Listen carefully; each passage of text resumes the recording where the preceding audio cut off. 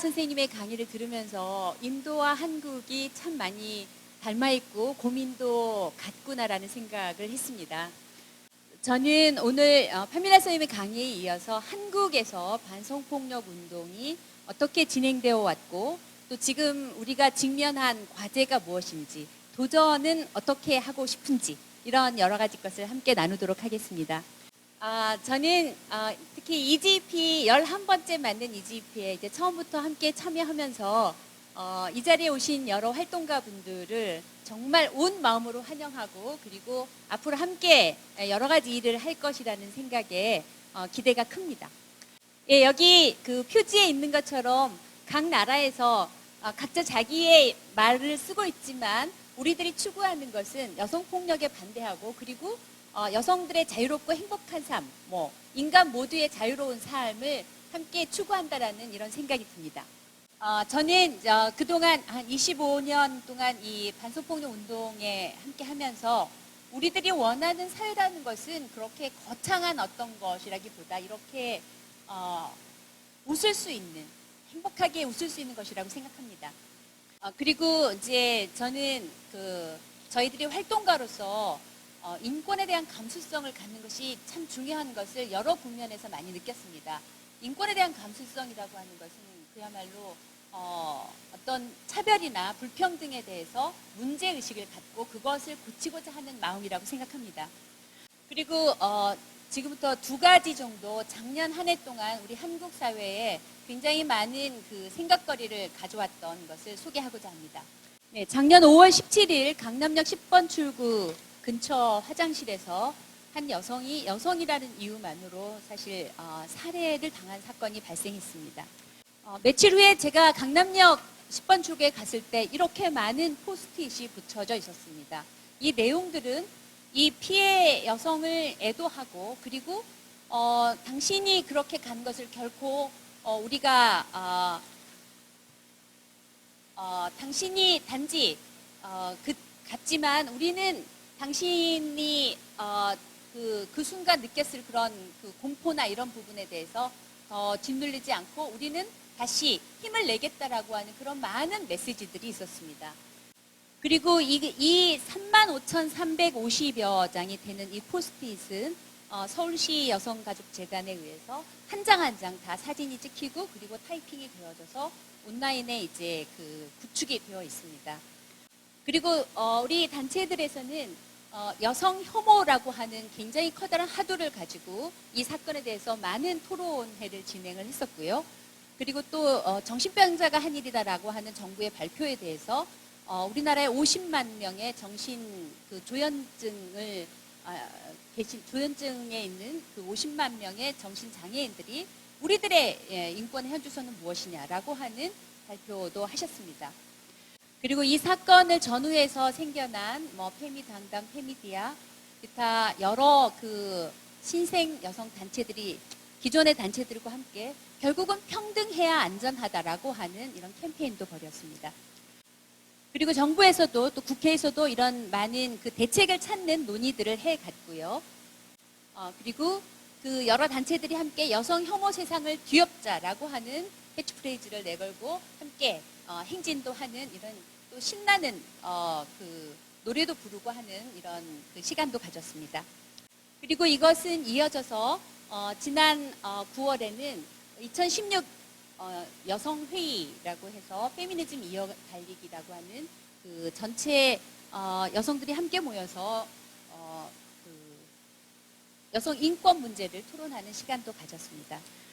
네, 그리고 이제 두 번째 것은 저희가 요즘 굉장히 많이 많은 질문과 또 여기에 대한 반발을 받고 있는 주제인데요. 아까 파밀라 선생님께서도 말씀하셨지만 이 성적 소수자 권리라고 하는 부분을 굉장히 중요하게 우리가 함께 가져가야 된다라는 그런 생각들을 하고 이런 운동들을 함께 하고 있습니다. 다른 여러 나라에도 비슷하겠지만 한국에서는 매년 이 퀴어 퍼레이드를 하고 있습니다. 그런데 이 한쪽에서는 또 이 피땀 흘려 세운 나라 동성애로 무너진다라고 하는 또 이 굉장히 반대 쪽에서 이 주장을 하는 또 수많은 분들이 함께 이 퍼레이드 하는 옆에서 그들의 주장을 펼치고 있는 광경도 너무 흔하게 볼 수 있는 것입니다. 네, 이 두 가지 문제는 이따 전체 토론에서도 함께 우리가 논의할 수 있었으면 좋겠습니다. 네, 이제부터는 한국에서 반성폭력의 운동과 법제화가 어떻게 진행되었는지를 간단하게 말씀드리도록 하겠습니다.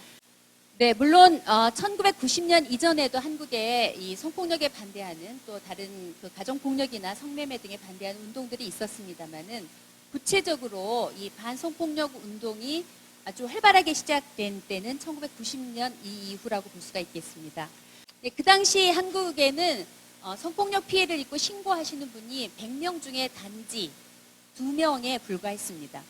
네, 그리고 형법에 성폭력을 다루는 그 제목 자체가 정조에 관한 죄로 되어 있었습니다.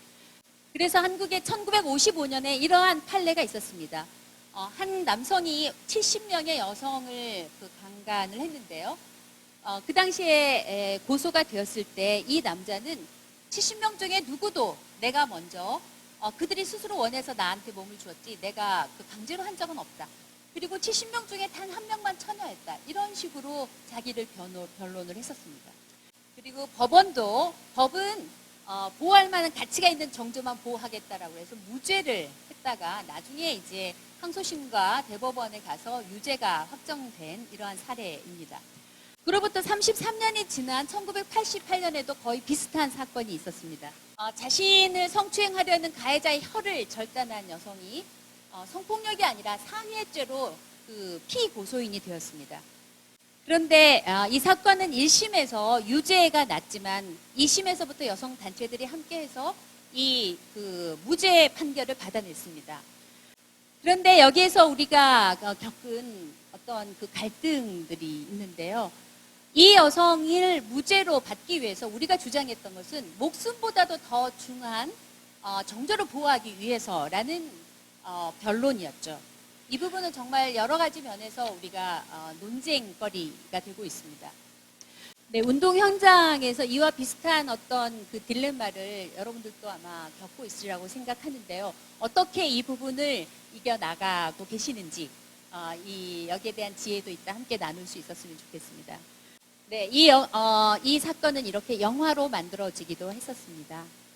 그리고 이제 1991년에 한국에서 처음으로 성폭력 상담소가 문을 열게 되는데요. 여기 이화에서 여성학을 공부한 분들이 함께 이제 처음 시작을 했었습니다. 그 당시 저희는 여성학은 실천 학문인데 우리가 무엇을 실천할 수 있을까? 한국에는 아직 이런 상담소가 하나도 없는데 우리가 한번 해보자라고 시작을 했는데 이제 벌써 26년이 지났네요. 물론 우리가 갑자기 생겨날 수 있었던 건 아니고요. 그 전에 이미 1956년에 가정법률 상담소도 있었고 1983년에 한국 여성의 전화, 여러분들 EGP 분들이 이제 함께 가시게 될 단체인데요. 한국 여성의 전화, 그리고 1987년에는 한국 여성단체 연합 등의 많은 단체들이 있었기 때문에 우리가 성폭력을 전담하는 그런 어떤 단체로 태어날 수 있었던 것 같습니다. 90년대 들어서 한국에는 그래서 그때 이제 한 군데 생겼던 것이 지금은 전국적으로 159개의 성폭력 상담소들이 활동을 하고 있습니다. 그리고 이제 90년대에 한국에 굉장히 가해자를 살해한 그런 사건들이 벌어지게 되는데요. 먼저 1991년에 13년간 의붓딸을 91년에는 21년 전 자신을 강간한 이웃집 아저씨를 살해한 사건이 일어나고 92년 1월에는 13년간 의붓딸을 강간한 아버지를 남자친구와 함께 살해한 이런 가해자를 살해한 사건이 일어나게 됩니다. 그 당시에 법적으로 아버지는 고소할 수 없었고 또 고소 기간이 친고죄로 6개월 이내여만 했던 그런 법적인 문제들이 있었습니다. 그래서 우리나라에 성폭력에 대한 특별법이 있어야 되겠다라고 하는 주장을 저희들이 펼쳤고 결국 3년 만에 한국의 성폭력 특별법이 제정이 되는 그런 성과가 있었습니다. 그리고 지금은 전국에 이렇게 다양한 어떤 피해자 지원 시스템들이 마련이 되어 있습니다. 원스톱으로 수사와 또 상담과 진료를 함께 할 수 있는 이런 센터들도 전국적으로 36개 이렇게 마련이 되어 있고요. 어느 정도 이제 그 기반은 마련되어 있는 것 같습니다. 그리고 자료에서 보시듯이 굉장히 많은 법적 제도들이 지금 피해자 지원을 위해서 마련이 되어 있습니다. 근데 어느 것 하나도 그냥 되어진 건 없고요. 수많은 피해 생존자들이 여기에 대한 문제 제기를 하셨고 단체들이 함께 이것을 제기해서 국회에서 법안을 만드는 그런 그 과정들이 있었습니다.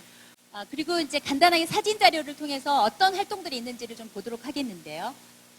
당시에 그 단지 100명 중에 2명만 신고를 할 수 있었던 것은 그만큼 한국 사회에서 성폭력을 바라보는 시선이 피해자를 오히려 비난하거나 의심하는 등 이런 문제들이 있었기 때문에 피해자들이 말할 수 있는 사회를 만드는 게 굉장히 중요했습니다. 그래서 먼저 이 피해자의 이 말하기 대회를 저희가 쭉 진행을 해오고 있습니다. 네, 이렇게 다양한 형태로 말하기 대회를 진행을 하고 있고요. 올해는 이렇게 거리에 나가서 진행을 했습니다. 그리고 중요하게 그 피해 생존자들이 자신의 그 피해를 겪어낸 이야기들을 책으로 내거나 영화로 만드는 이런 활동들도 굉장히 활발하게 하고 있습니다. 그리고 이런 다양한 캠페인 중에 이 지하철에서 다리를 오물, 쩍벌남들한테 다리를 오물이라고 하는 이런 오물이도 개발을 해서 저희가 홍보를 했고요. 또 많은 그 남성들이 항의하는 전화들도 빗발쳤습니다. 그리고 이제 이 자기 방어를 하는데 어떻게 할 것인가라고 하는 것을 실제적으로 이제 많은 프로그램을 통해서 이런 자기 방어 훈련도 진행을 하고 있습니다. 이거는 저희 한 활동가가 이제 고양이를 사랑하는 활동가 있는데 이 자기 방어 프로그램에 고양이를 모델로 해가지고 이렇게 해서 저희가 굉장히 다양한 형태의 자기 방어 훈련을 진행을 했습니다. 그리고 최근에 이 책을 또 번역을 해서 이걸 출간하면서 이 자기 방어 훈련을 함께 하는 이런 프로젝트도 진행을 하고 있습니다. 그리고 이거는 2004년도에 한국에 또 굉장히 큰 사건이 있었는데요. 한 10여 명의 여성들을 성폭력하고 살해해서 안매장했던 그런 사건이 벌어졌습니다. 그래서 근데 이제 문제는 이 가해자를 많은 언론에서 인터뷰를 하면서 왜 죽였느냐라고 하니까 이 가해자가 그 여성이 몸을 함부로 굴려서요 라고 하는 이야기를 했죠. 저희들은 그 가해자의 그 말이 중요한 게 아니라 그 가해자의 입을 빌어서 언론이 수많은 여성들한테 스스로 몸단속을 잘하라고 하는 그런 메시지를 전달하는 것 자체가 너무나 문제적이라고 생각하고 바로 이렇게 밤길 내 안전을 보장하라라고 하는 그 밤길 되찾기 행사를 진행을 했습니다. 그리고 이렇게 뭐 서울 지역 전역을 이렇게 돌면서 밤길에 즐겁게 저희들이 이렇게 서울역 앞에 가서는 밤길에 달빛 체조도 하면서 또 저희들은 이 아까도 말씀하셨지만 어떤 운동을 할 때 우리들도 즐겁게 참여해야 된다고 생각합니다. 그래서 아주 즐겁게 체조도 하면서 이렇게 이 밤길 되찾기 행사를 진행을 했습니다. 그리고 여러분이 또 저기 참여하시게 될 수요 시위에 관련한 건데요. 일본군 위안부 문제에 대한 수요 시위에 저희들 단체들이 함께 참여를 하고 있습니다. 그리고 이러한 길거리 괴롭힘에 대한 문제 제기를 하면서 그 사례도 모으고 이것을 홈페이지에 웹툰을 만들어서 게재도 하면서 그 사람들의 인식을 변화시키는 이런 운동도 하고 있습니다. 그리고 아마 이거는 세계적인 문제일 것 같은데요. 그 몰래 이제 그 스마트폰이 굉장히 보급이 많이 되면서 몰래 카메라가 굉장히 문제가 되고 있습니다. 저희 상담의 상당 부분을 차지하고 있는데요. 이 몰래 카메라를 어떻게 대응할 것인지 이런 부분에 대한 논의와 또 캠페인도 함께 벌이고 있습니다. 그리고 이제 용기를 내서 고소하신 분들이 사법부에 가서 이제 당하게 되는 많은 문제들이 있는데요. 그 중에서 특히 재판부가 어떻게 판결을 내리느냐에 따라서 굉장히 많은 영향을 준다라고 하는 차원에서 저희가 대법원이 제대로 재판을 해 주시라라고 하는 강력한 요구를 쭉 해오고 있습니다.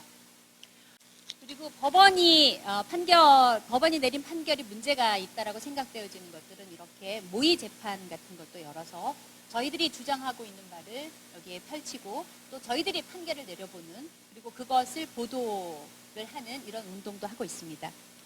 그리고 이것은 이제 그 27세나 나이 차이가 나는 연예기획사 대표가 여중생을 성폭력해서 아이를 출산까지 한 케이스인데요. 1심과 2심 법원은 이들을 이 가해자를 유죄 판결을 했습니다. 그런데 대법원에서 이것은 성폭력이 아니라 사랑인 것 같아 라고 해서 고등법원으로 파기환송을 했죠. 그래서 이 부분에 대해서 저희가 굉장히 제대로 판결하라. 피해자가 그 당시에 어떤 상황이었는지를 알고 피해자의 경험과 목소리를 반영하는 판결을 하라라고 하는 이런 운동을 지금 벌이고 있습니다. 이 사건은 지금 전국의 340개 단체가 함께 공동 대책위를 꾸려서 이 지원을 하고 또 서명 운동도 하는 이런 다양한 활동들을 지금 하고 있습니다. 그리고 이제 성폭력 문제에서 이 동의, 폭행과 협박이 아니라 동의를 했는지 안 했는지가 너무나 중요하다고 생각을 하는데요.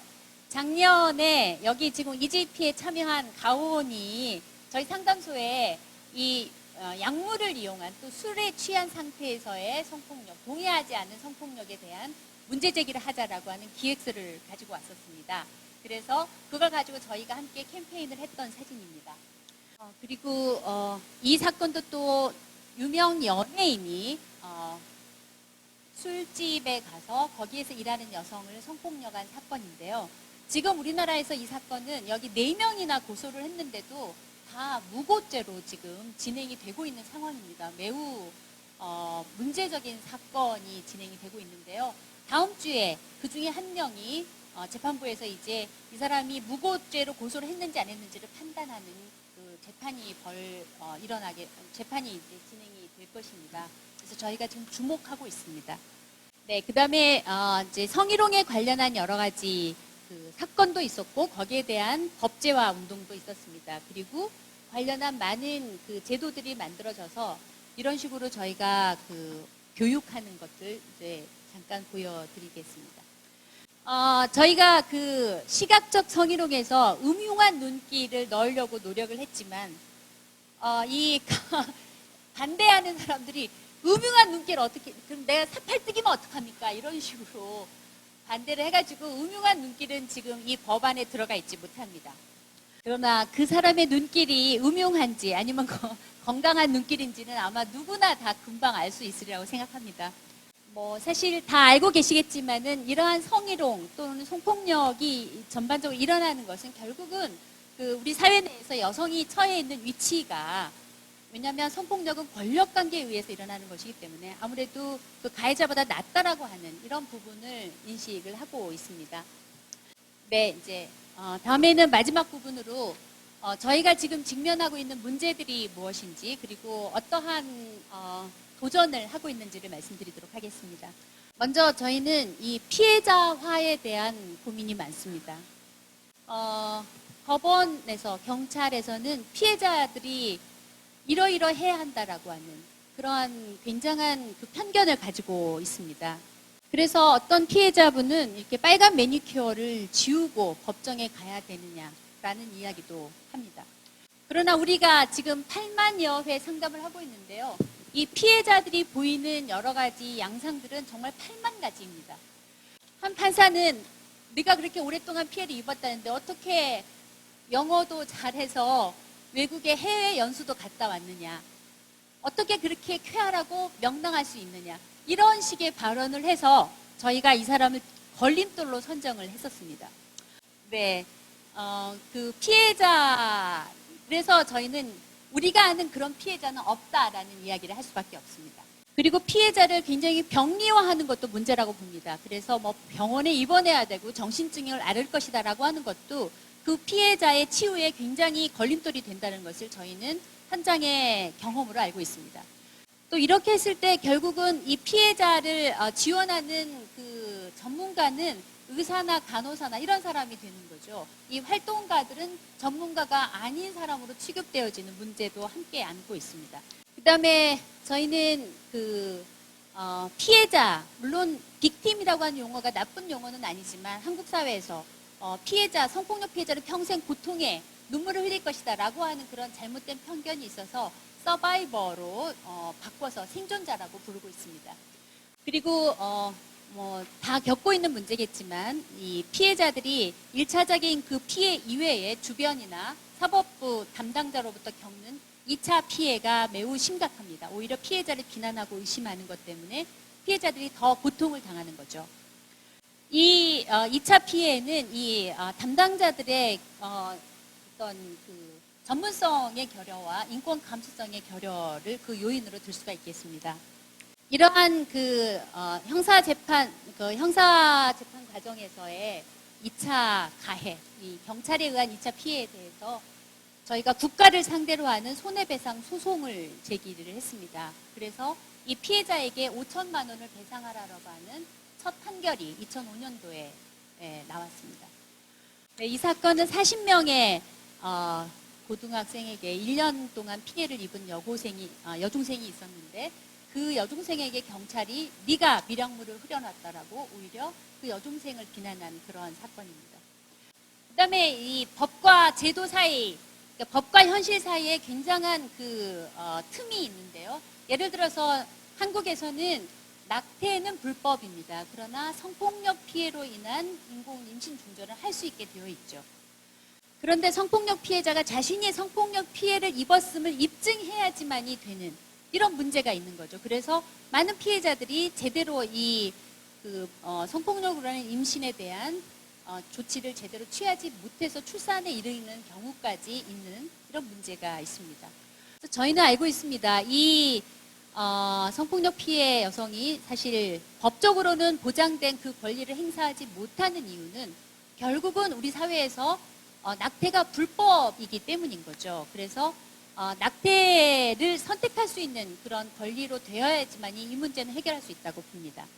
그리고 정부와의 협력 관계에서 아직도 우리 정부의 일부 그 공무원들은 이 NGO 활동가들과의 그 연대나 이런 부분보다는 정부에서 일부 돈을 지원해 주니까 말단 직원처럼 생각하는 그런 사례들도 많이 있습니다. 그리고 요즘은 이제 그 정부에서 중앙 전산망을 개설을 해서 모든 단체에서 쓰는 돈을 거기에 입력하도록 하는, 여기서 중요한 것은 피해자의 인적 그 사항들이 노출될 수 있는 이런 위험이 있다는 거죠. 그래서 그 부분에 대해서 저희 전국 성폭력 상담소 협의회 차원에서 반대를 하고 이거는 지금 이제 우선 중단을 시켜놓은 그런 상태입니다. 그러나 앞으로 이 문제를 어떻게 우리가 끝까지 안 하겠다라고 할 수 있을지는 더 많은 지혜와 그리고 용기가 필요하다고 봅니다. 그리고 이제 예산에 대해서도 굉장히 많은 관심과 또 연구도 필요하다라고 봅니다. 그리고 우리 한국은 지난 20여 년 동안 가해자를 처벌하는 엄청난 그 법조항들이 생겨났습니다. 그래서 뭐 화학적 거세를 한다거나 전자 발찌를 채운다거나 이런 많은 법안들이 있죠. 그러나 저희는 이러한 일부 사람들을 괴물처럼 취급해서 격리시킨다고 해서 이 문제가 해결된다고 보지 않습니다. 결국은 이러한 그 가해자 엄벌주의는 이 특정 가해자를 어떤 그 정신적으로 이상이 있거나 특별히 괴물이라고 취급해서 이 성폭력이 가능한 사회 구조를 보지 못하게 하는 문제가 있을 수 있다는 거죠. 네, 이제 그 한국 사회에 하나의 변화가 지금 일어나고 있는데요. 아까 말씀드린 대로 1995년까지는 우리나라의 그 형법의 성폭력 관련한 제목이 정조에 관한 죄였습니다. 그러다 95년 이후에 강간과 추행의 죄였는데요. 요즘 최근 들어 이제 이것을 성적 자기결정권의 침해죄로 바꾸는 그러한 운동이 일어나고 있습니다. 저희는 이 운동을 전개하면서 정말 성폭력을 어떻게 볼 것인가라고 하는 그 의미가 너무 중요하다는 것을 알고 있습니다. 그리고 이것은 어떤 패러다임이 전환되지 않고는 가능하지 않다라고 생각합니다. 저한테 5분이 남았으니까 나머지 잠깐만 제가 사례를 하나 들겠는데요. 얼마 전에 국회에서 몰래카메라에 관련한 토론회를 했었습니다. 그런데 우리나라에서 몰래카메라는 본인이 찍은 것은 해당이 되지 않습니다. 찍어서 보낸 건 해당이 되지 않고요. 그 다음에 성적 수치심을 유발하는 것이어야 합니다. 그런데 한 여고생이 교복을 입고 와서 손을 들고 질문을 했는데요. 저는 이 교복을 입은 사진을 SNS에 올렸는데 이것을 누가 퍼가가지고 그 남성들이 주로 이용하는 거기에 올려서 그 밑에 수많은 댓글이 한번 자고 싶다, 꼴린다, 뭐 이런 식으로 이야기를 했다라는 거죠. 그 여고생의 주장은 이러한 사람들을 처벌해 달라였습니다. 그러나 그 자리에 왔던 경찰을 비롯한 수많은 전문가들은 법적으로는 어떻게 할 수 없는 거예요 라고 말했다는 거죠. 결국은 이 사건을 우리가 그러니까 그 여고생은 그러면 내가 느끼는 이 성적 불쾌감, 이 수치심이라고는 표현하지 않아요. 수치심은 우리의 것이 아니니까요. 이러한 어떤 굴욕감, 이런 부분을 누가 해결할 수 있느냐. 이것은 분명히 성폭력이다라고 이야기를 했습니다. 결국은 성폭력을 바라보는 시각이 변화해야 된다라고 하는 것을 알 수 있는 그런 중요한 하나의 사례였다고 생각합니다.